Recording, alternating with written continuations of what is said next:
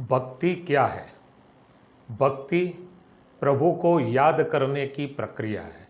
भक्ति प्रभु को स्मरण करने की प्रक्रिया है। भक्ति प्रभु के सामने भक्त अपनी बात रखते हैं, उसकी एक प्रक्रिया है।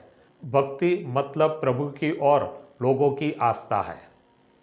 लोग अलग अलग तरीके से अपनी आस्था प्रभु के सामने प्रकट करते हैं, जैसे कि प्रार्थना, पूजा, धूप दीप, नैवेद्य, मंत्र, जाप, फुलहार द्वारा प्रभु को प्रसन्न करने की कोशिश करते हैं।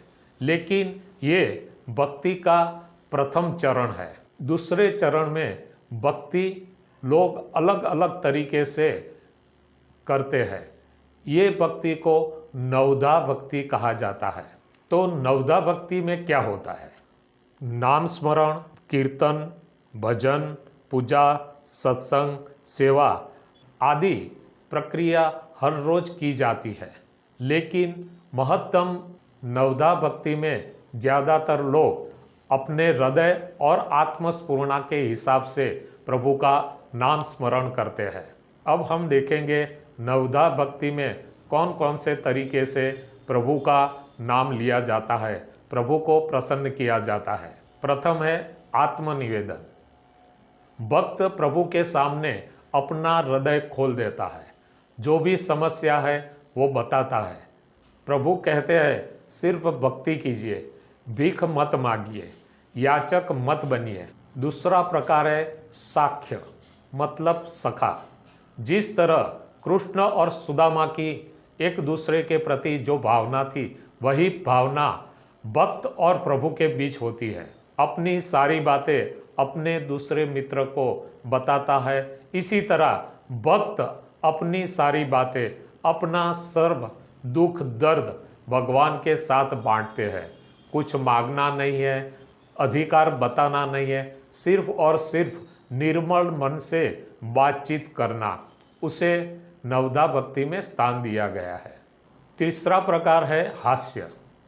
प्रभु के सामने नतमस्तक होकर अपनी बात को इसी तरह बताइए जैसे जो कुछ कर रहे हैं वो प्रभु कर रहे हैं, और उसके बाद अपना मन और हृदय पुलकित हो जाना चाहिए।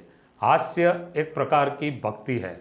अगर आप दूसरों के चेहरे पर हास्य ला सकते हैं, वो भी एक प्रभु भक्ति होती है। चौथा प्रकार है वंदन। प्रभु को वंदन करने के बाद संपूर्णतः समर्पण की भावना रखनी होती है। स्मित वदने श्रद्धापूर्वक प्रभु के सामने सिर झुका के प्रसन्न चित्त होकर प्रभु को वंदन करना और अहंकार जैसे विकारों से दूर रहना, ये नवधा भक्ति में स्थान प्राप्त किया है। पांचवा प्रकार है श्रवण। प्रभु के बारे में जो श्लोक लिखे गए हैं, भजन लिखा गया है या गीत की रचना की गई है, उसको सुनकर उसमें लिखी गई बातों का मनन और चिंतन करके प्रभु के साथ तादात्म्य मिलाने की कोशिश करना। कीर्तन, जिस तरह नरसिंह मेहता और मीराबाई ने कृष्ण भक्ति की थी, ठीक इसी तरह कीर्तन करके प्रभु के भजन गाकर भक्ति की जाती है।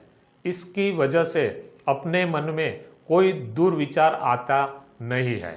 सातवां प्रकार है स्मरण। जो प्रभु के लिए मंत्र, भजन, गीत लिखे गए हैं, उनका सतत जब तक आप निद्रा की ओर नहीं जाते तब तक पूरे दिन दिनचर्या के दरमियान प्रभु का नाम लेना, प्रभु को याद करना, श्रद्धापूर्वक जाप करना, उसे कहते हैं स्मरण।